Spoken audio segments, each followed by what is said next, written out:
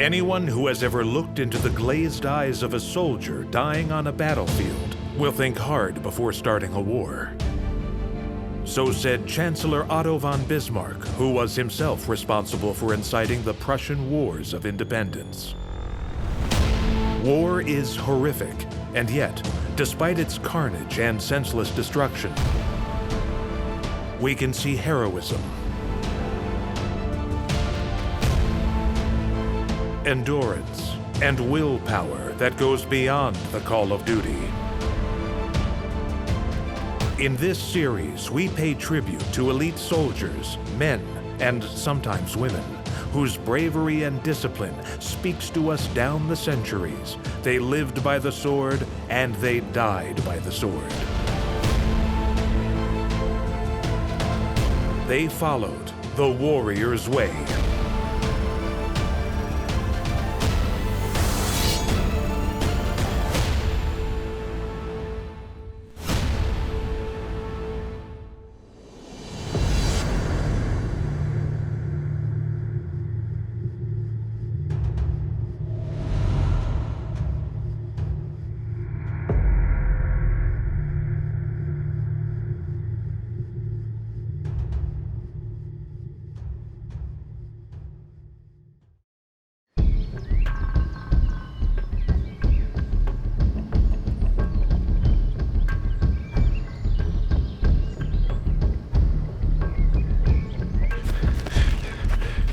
This is Iulius Ubius, a Roman legionary who will not only have to fight the enemies of Rome, but also his own demons.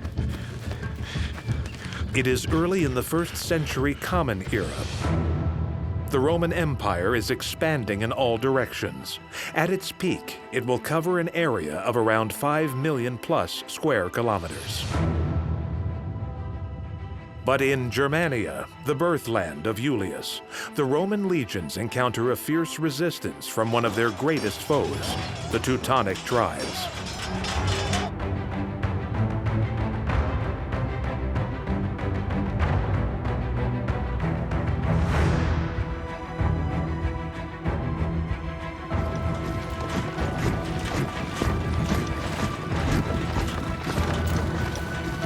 For centuries, Roman legions were the enforcers of the Pax Romana, a familiar and feared presence throughout most of their known world. Specifically regarding the ancient Romans, we could consider 3 things in particular that would render them cold and calculating as ice. 3 things: ICE, incentive, conviction, and execution. Incentive. You need to give one an incentive to do whatever job, especially when the task comes to letting loose the dogs of war. So you need a material incentive, economics, some financial gain.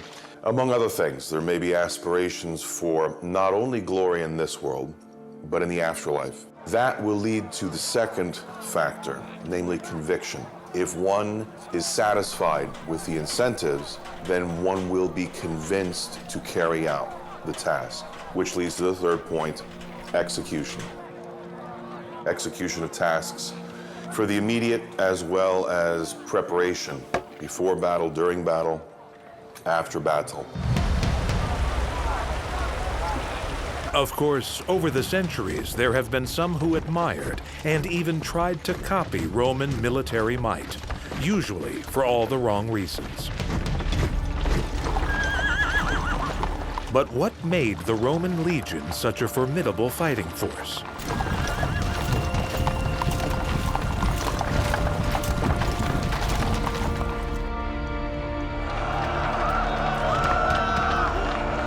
Until the sack of Rome in 390, when a Gaulish army invaded Rome and sacked the city, Rome's army was not a standing army. It was an army composed of farmer soldiers.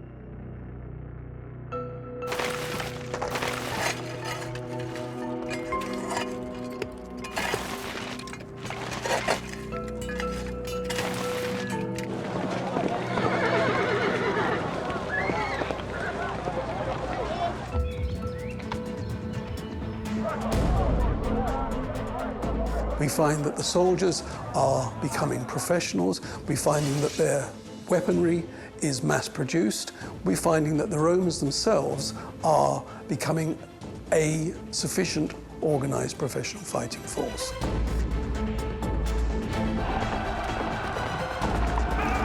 The Romans liked to boast that while they sometimes lost a battle, they seldom lost a war.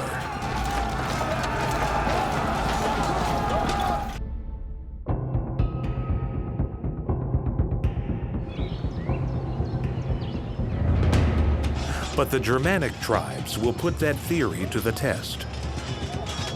More than once.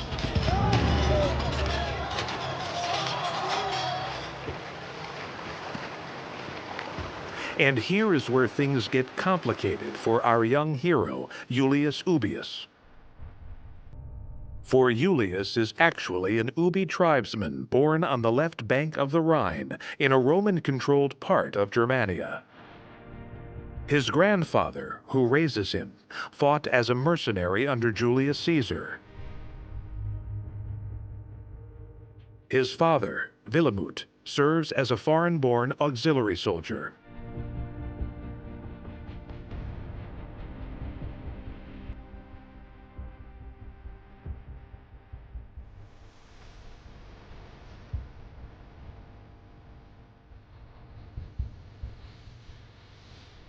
Prior to the ancient Romans, the vast majority of any troops were taken from the mercenary class, hired killers, basically.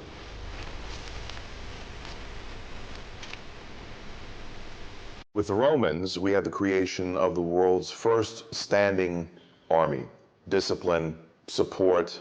However, the Romans, being very pragmatic, maintained at least this vestige from ancient warfare tactics, the use of auxiliaries, primarily for defense of the standing army, that is, of the legion itself. So on the first attack, or the first series of attacks, the first to do so for the Romans would be their auxiliary troops.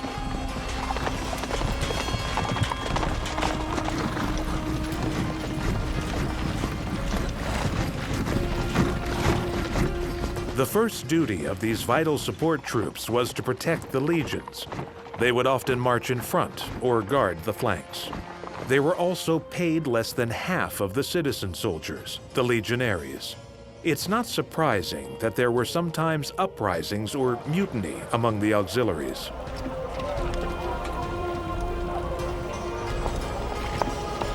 The auxiliaries are trained as if they are part of the Roman army, and they are, to all intents and purposes, part of the Roman army. But you've always got that problem with the auxiliary in that they could potentially be turncoats because they're not Roman citizens. They don't have loyalty to Rome that the standing army does have.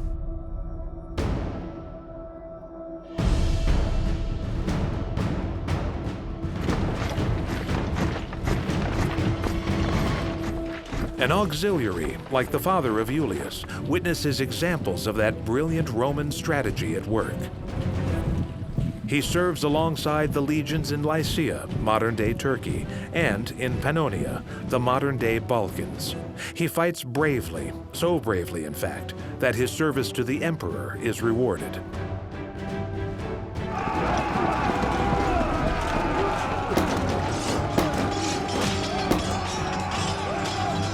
After a couple of decades in the army, auxiliaries could finally become Roman citizens. It wasn't automatic, but citizenship would be awarded according to various criteria, such as one's importance. A chieftain was more likely to receive it than a common warrior. And the cultural assimilation of Roman ways, which could include one's haircut, diet, and dress.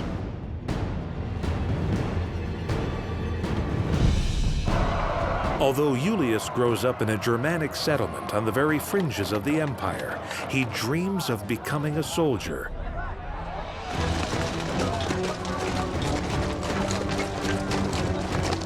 But not just any kind of soldier, a Roman legionary.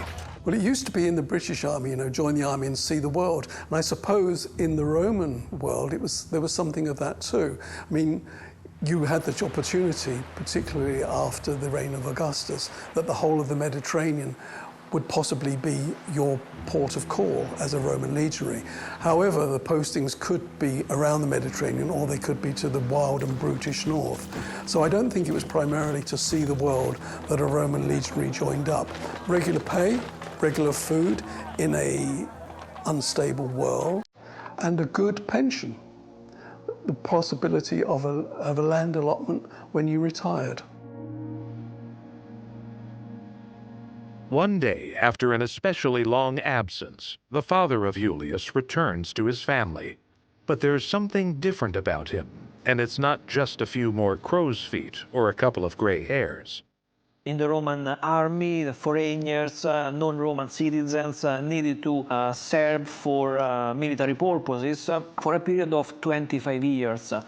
After this period, they could have the right to retire, they could have the right to become Roman citizen. So this is a very important point.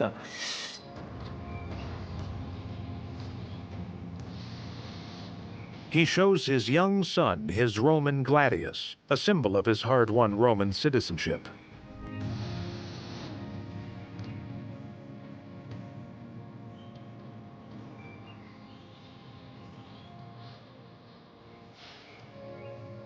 When it came to the auxiliaries, Roman citizenship was not always transferred from father to son. But these are trying times for Romans in the Rhineland. Conquering and controlling Germania is proving a much tougher task than even the Roman juggernaut was prepared for, and they need fresh blood in the ranks. And so it is, Iulius, like his father, is made a citizen and admitted to the Roman legions. He soon leaves the village where he has grown up and spent nearly all his days to begin on the warrior's way.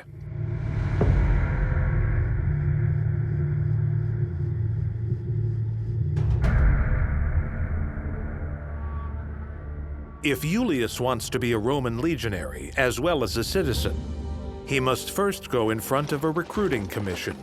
With his family background, he sails through. But then, like every other common soldier new to the legion, Iulius would have had to start at the bottom and work his way up. That meant beginning as a munifex, a soldier with no rank, the equivalent of a private in today's army. A munifex could be called upon to chop wood, carry water, clean the latrines, and any other menial or dirty jobs as required.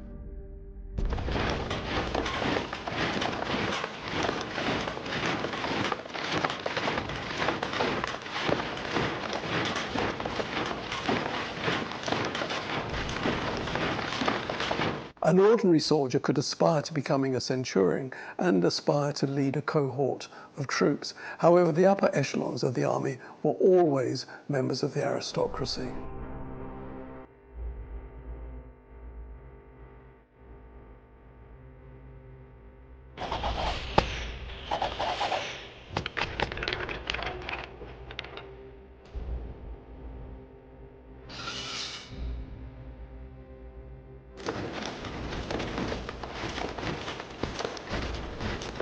So a new recruit, be it a 16-year-old boy somewhere in the Roman Empire, if they've decided that their forward momentum, their upward mobility would be to join the army, then that would begin with at the very least, a half a year, a 4 to 6 month period of intensive training, learning all of the basic fundamentals of being a legionary by oneself, as well as with the entire group, using the gladius properly, knowing how to defend oneself, and also remembering how to defend the rest of the unit, the cohort, the legion itself.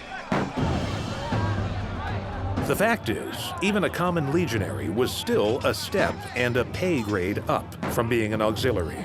And the uniform, weapons, and armor still command respect today. The Romans were armed with 4 elements, basically. A shield, a scutum. Now, the scutum itself was a full body shield, which meant if the Roman crouched down behind it, they were guarded from chin to ankle. So they were covered with a piece of armor that was their fighting shield. and then a pilum. Now, the pilum was an interesting piece of equipment. It was a spear that was designed for throwing, but it wasn't just an ordinary spear.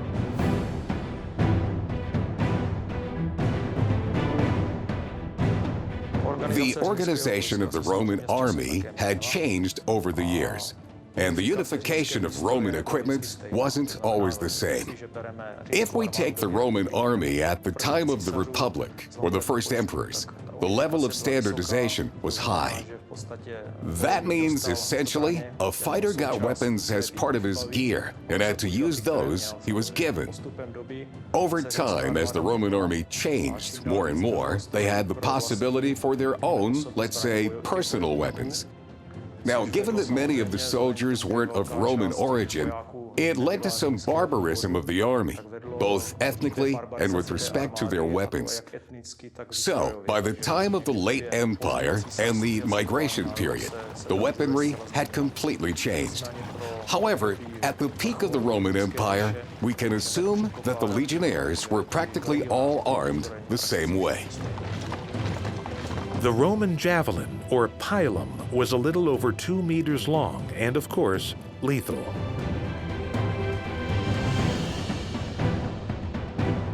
Even when they didn't kill or injure an opponent, they could still put them out of business. These spears would bend on impact and stick in their enemies' shields. Since pilum javelins were so tough to dislodge, the enemy could not simply throw them back at the Romans. And since their own shields were now useless, they had to be discarded. Now vulnerable, the Roman soldier would come at his opponent with sword and dagger.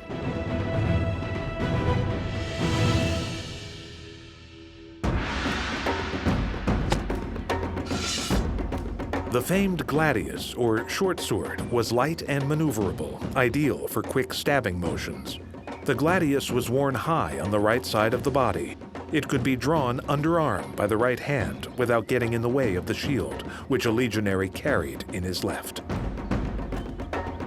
Another important weapon of Roman legionnaires was the Pugio dagger. Basically, we can imagine it as a small sword. It was a short, stabbing dagger with a relatively wide blade and a variety of handles that actually copied the shape of the gladius' sword to something similar. Obviously, this dagger was only for close combat and wasn't used in combat unless the conditions were optimal.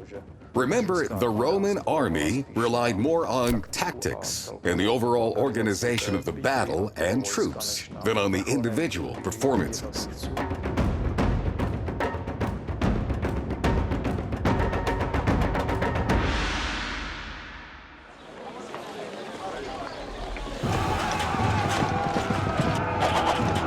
Let's not forget the legionary's shield. After all, it was his first line of defense in battle. But how can we be so sure of what they looked like? Today, the Yale University Gallery houses the only surviving scutum, or Roman shield. It seems like a work of art, but had a very practical purpose. The best known use of the shield was when troops advanced in the testudo, or tortoise formation, a kind of shield wall. This formation was employed during siege warfare when troops advanced under fire. The famous testudo formation, that is the tortoise formation, using their scuta, the shields, and short-edged swords for close-range combat in conjunction with their other defenses, their other defense mechanisms. They were virtually impenetrable. They were like a tank made up of individuals that were working together in unison. Now, that's fine for the Romans, and it's fine for the open warfare. They even adopted the same thing at sea. These highly disciplined bodies of men, with their uniforms and battle tactics, would conquer much of the known world. However, when the legions entered Germania, they began to see the limits of tried and tested tactics. When they move into the northern lands, when they go beyond the Alps, and particularly when they go beyond the Rhine and into a different type of terrain, this type of formation warfare doesn't work. You cannot assemble a legion in a testudo in a forest. There is just not the space for it. And of course, the whole military machine falls apart in a forested terrain. For forested terrain, the Roman war machine needed to develop more versatile and nimble battle tactics than it had traditionally used. But even as Roman legionaries at the front were having to adapt to new realities, at the rear of the Roman army, life remained unchanged. Everything from life in the barracks to morning reports, from working in shifts to field hospitals, from the right to receive a pension, all the way to field entertainment concert parties for the troops. All of this was already standard practice in the Roman legions. By the time Iulius is old enough to think about becoming a soldier, the legions have chalked up many victories on the board. But they have yet to face their fiercest, most formidable enemy.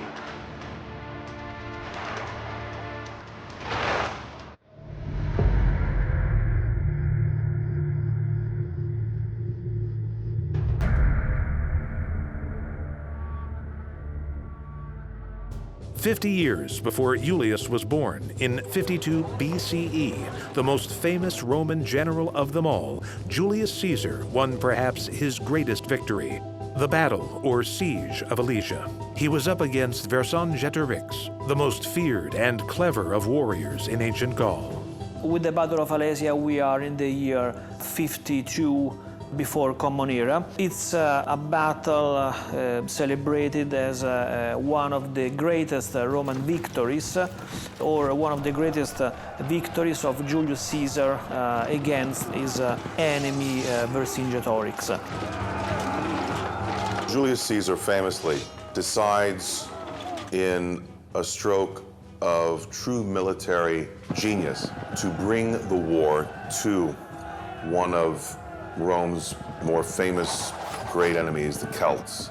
And therein lies the famous series of battles with the chieftain leader of the Celts, Vercingetorix, who had, Caesar himself would probably admit, great charisma, and among the Celts also a great knowledge of their own style of combat and warfare, which leads us to the famous Battle of Alesia, in which the Celts presumed themselves to be at the advantage, that is, to remain fortified in the citadel that they had constructed for themselves.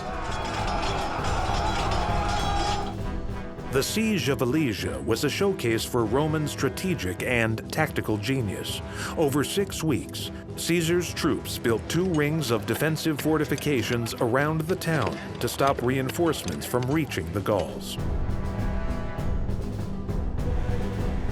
What Caesar did was set up a 10-mile wall around the city, hemming Vercingetorix and his troops in their winter quarters, basically there to starve Vercingetorix. Even when a relief force was sent to attack Caesar's troops, he thought about it and had prepared a second rampart, 15 miles in circumference, to defend his own troops. So we have a double rampart around the city, hemming in the Gauls and keeping out the Gauls, looking inwards and looking outwards. Once inside the town, it was a massacre. Some 40,000 Gauls were slain before their leader, Vercingetorix, finally surrendered to Caesar and was taken to Rome in chains.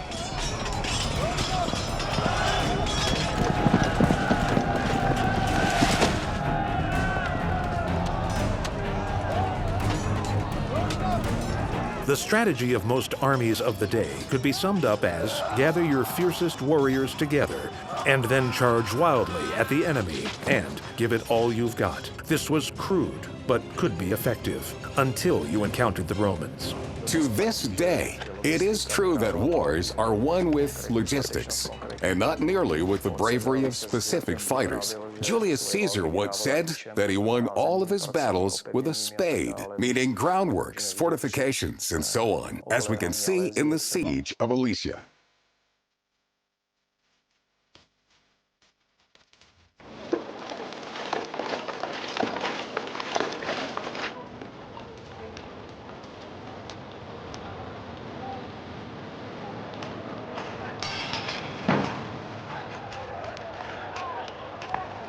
Josephus, in his text, Jewish War, writes verbally their drills, the drills of the Romans, were bloodless battles, and their battles were bloody drills.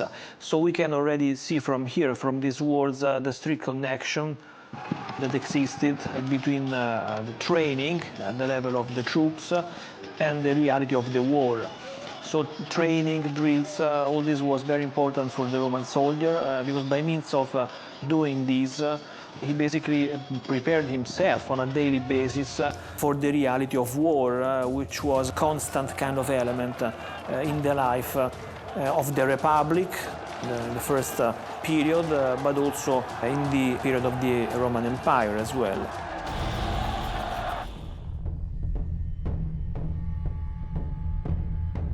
New recruits to the Legion were also instructed in practical matters, such as setting up camp, building fortifications, and digging trenches, and marching, always marching. The Roman training was that they would actually, as part of their training, train with full kit on route marches of 20 kilometers or 20 miles a day.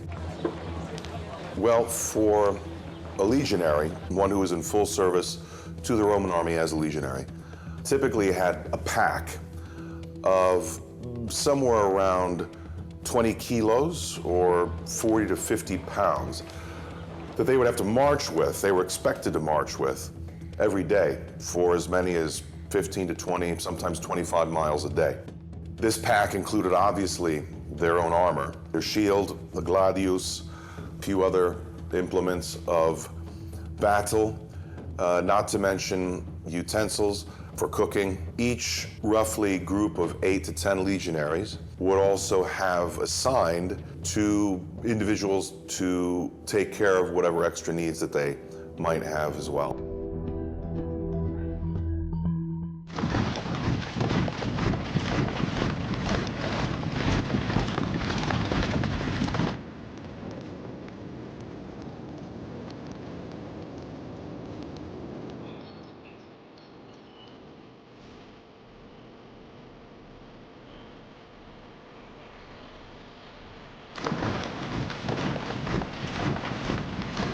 All that marching instills discipline, something even modern-day armies still swear by. Recruits had to practice carrying weights of up to 60 pounds, running, leaping, vaulting, and swimming, and weapons training using slingshot, bow and arrows, sword, and javelin. All that, and, well, even more marching. The constant Roman legion practice of drilling troops served a number of purposes. One, for the sake of maintaining what a legionary had already learned years earlier as a new recruit in training. Drilling keeps you fresh, keeps you sharp, keeps you ready, because at any moment, you never know when you will be called into direct service in military combat. When on campaign, and even after a long day's march, Roman soldiers would usually have to set up a camp, complete with a ditch and a defensive wall of wooden stakes. And, as if that wasn't enough, they would be expected to get up the next day and do it all over again. Failure to do so would result in the most severe of punishments. So we have an interesting case from this point of view. So the first century general Domitius Corbulo once had to punish a soldier, one of his soldiers.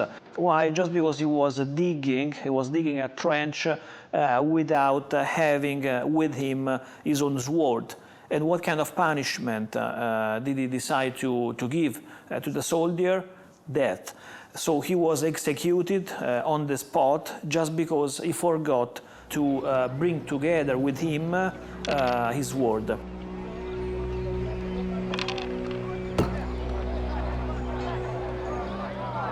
Punishments could be extended beyond the individual and be applied to an entire cohort of men. A classic example was the so-called decimation, or 1 in 10 punishment. The decimation also is an interesting kind of punishment that you can have as a Roman soldier. when it's not really possible to identify specific individual responsibilities. In that case, the entire group of people, the entire cohort maybe, is punished by the general. How? By reducing the number of its components by the 10%. Basically, this means that 1 out of 10 will be executed. Lucky for Iulius, he escapes the worst punishments meted out in training and is sworn in as a new Roman legionary. Step forward, new recruit Iulius Ubius, and swear by the gods of Rome, the names of your ancestors, and your own honor, an unbreakable oath, that you will follow your commander wherever he may lead you. You will obey orders enthusiastically and without question. You relinquish the protection of the Roman civil law and accept the power of your commander to put you to death without trial for disobedience or desertion. You promise to serve under the standards for your allotted time of duty and not to leave before your commander discharges you. You will serve Rome faithfully, even at the cost of your life, and will respect the law with regards to civilians and your comrades in camp. You are now a soldier of Rome.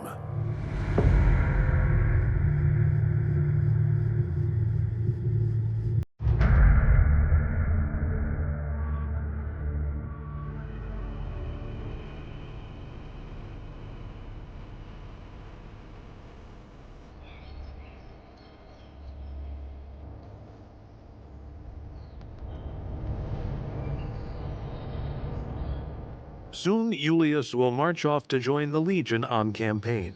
The year is 15 CE.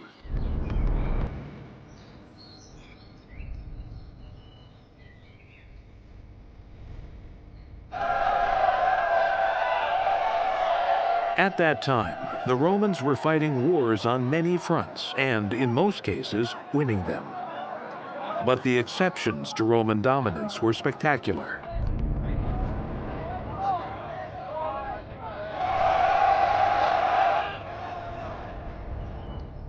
When Iulius is sworn in, it is only a few years since Arminius, chieftain of the Germanic Cherushi tribe, led an alliance of Germanic tribes at the Battle of Teutoburg Forest.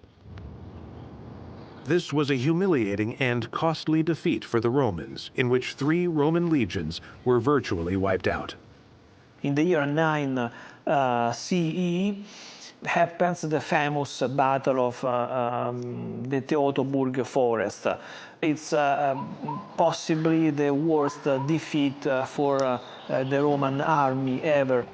The Roman legions, 3 Roman legions, found themselves in an unknown land, flanked by their auxiliary cavalry, which they assumed would defend them, but in actual fact turned upon them and slaughtered them to a man. The auxiliaries, trained in Roman military ways but treated as second-class soldiers, could sometimes mutiny and turn on their masters as they did at Teutoburg.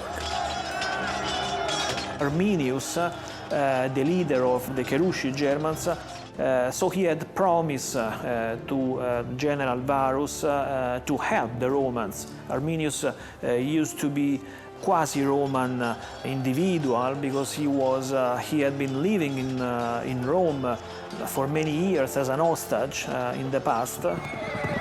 Arminius of the auxiliaries may have promised to help the Roman legions in the Rhineland, but this was all a front. He, in fact, had a very different plan in mind. And that was to betray the legions, leading them into hostile territory, and then turning the might of the auxiliaries against them. The Roman historian Paterculus wrote, "Hemmed in by forests and marshes and ambuscades, the Roman army was exterminated almost to a man by the very enemy whom it had always slaughtered like cattle." Teutoburg was such a crushing defeat that it became known as the Varian disaster, after Varus, the vanquished Roman commander.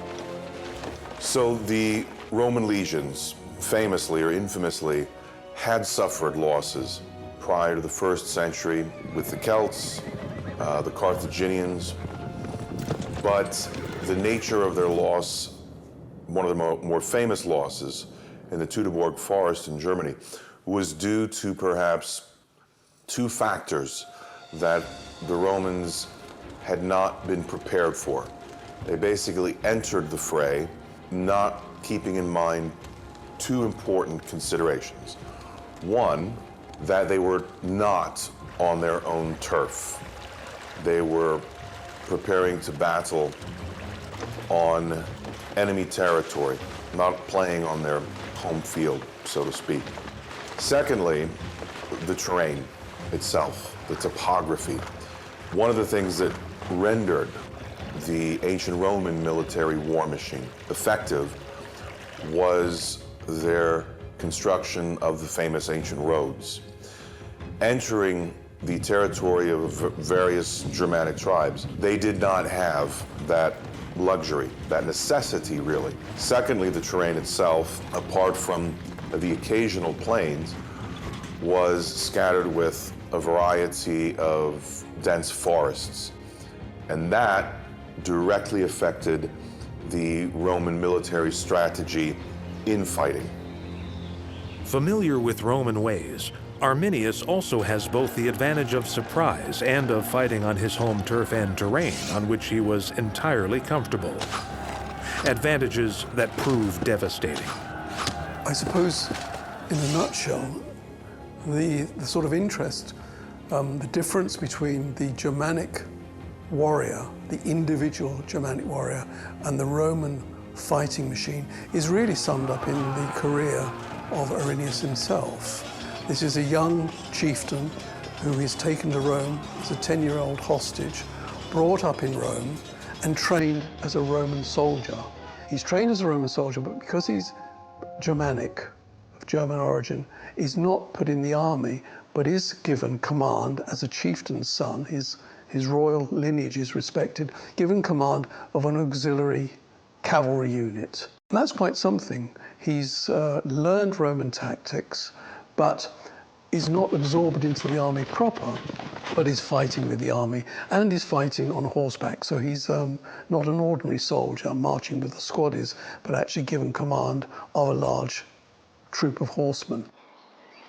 3 Roman legions were wiped out in 15 CE at the Battle of Teutoburg Forest.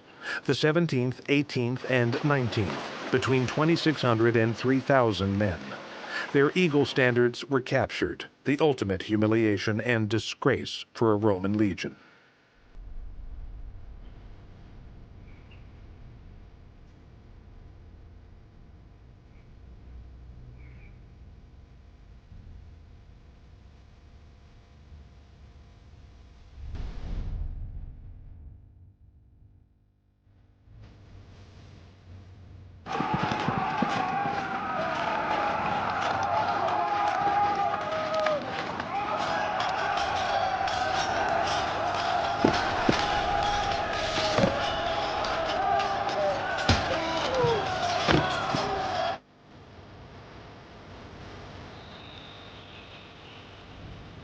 So the military standard was very important for the Roman troops. It identified the specific point where all the troops had to regroup or had to look at during battle. It was also a means of communication in the age in which they did not really have. The Roman eagles represented the army, the Roman standards. The eagles were carried by the standard bearer.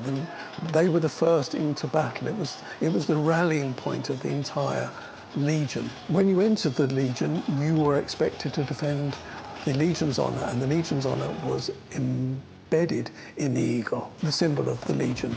And you would expect to fight to a man to defend the eagle. If the eagles were lost, it meant complete dishonor.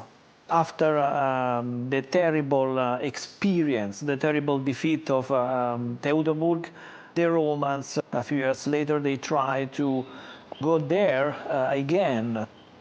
So they try again that expedition to the German territories with Germanicus. So Germanicus tried more than once to conquer, and they actually managed to advance through the German territory beyond the Rhine River. He also managed to recover two of the standards that had been lost at Theodorburg a few years before. The mission is further proof of Roman determination. Remember, it was said that while the Romans may have lost battles, they seldom lost a war. Recapturing the eagles would restore some wounded pride.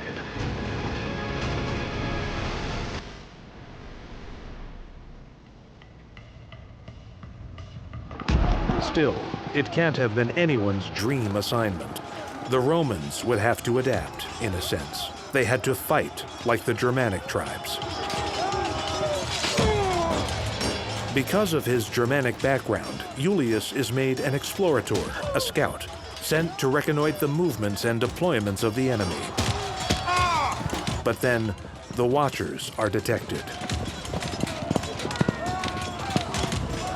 In battling these various Germanic tribes in the 1st century, they were forced into guerrilla warfare. Iulius becomes separated from his centuria after an attack by Germanic tribal warriors. Now lost and alone in the forest, this Roman son of a Germanic warrior must do everything to avoid being caught by men who are, after all, his own kith and kin.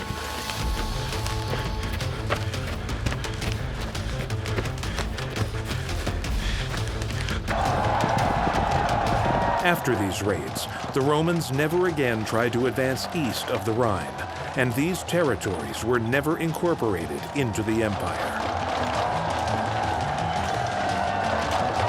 But the Germanic tribes that had united under Arminius would never forget the Roman incursion into their lands. And it was from those same eastern lands that the ultimate Roman nemesis would eventually emerge.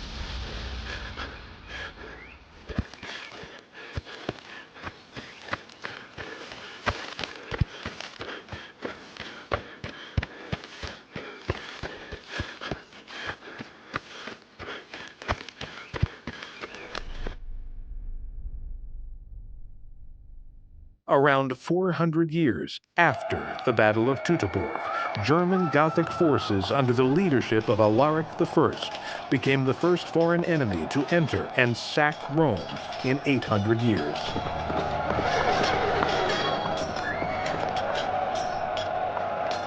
History is always written from the point of view of the victor. And although the Romans were not successful in Germany, ever to any great extent, they did have a great propagandist in Tacitus, who writes his great history of the Roman campaigns in Germany. And he presents us with a picture of barbarians, which in actual fact is purely propaganda, probably. Posterity is now the last thing on the mind of Iulius Ubius. His focus is purely on survival. It's ironic. Part of what ultimately saves Iulius are the survival skills he learned as the son of a German living by and in the woods. But it's his iron discipline as a legionary which sustains him.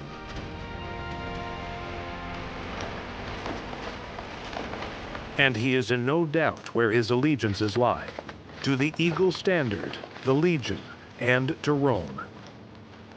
Iulius, the citizen soldier, has found himself and will live and die defending the honor of Rome, which, for centuries, is as much about an idea of nationhood as it is physical borders.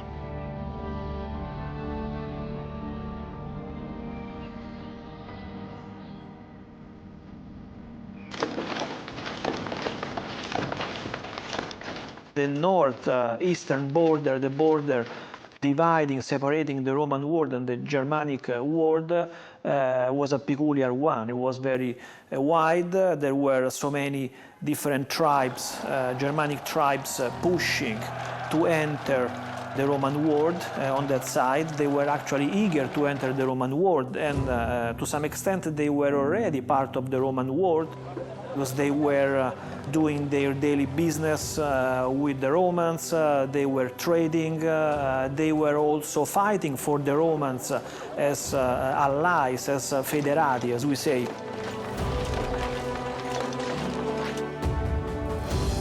But by the 5th century CE, the Pax Romana was steadily crumbling. as the tribes of Germania and Gaul began to flex their muscles against the yoke of Rome.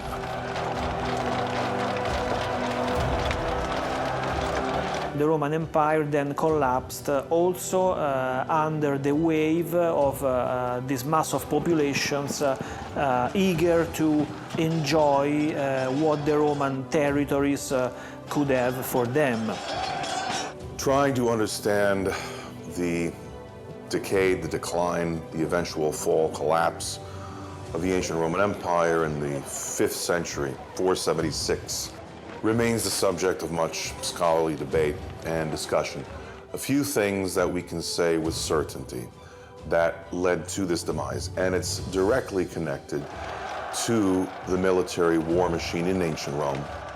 The Roman warrior, if we want to consider him the Roman great general, didn't stop with Caesar, didn't stop with Trajan, but continued into the 4th and 5th centuries with the great general Belerius, for example. So we find that although Rome had fallen, the Roman mentality continued right up until 1453 with the Roman Empire in the East.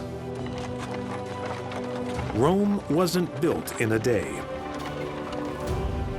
nor did it fall in a day. In the end, all 3 equal standards that were lost at the Battle of Teutoburg Forest were recaptured. But the aura of invincibility around the glory and greatness of Rome had been lost forever.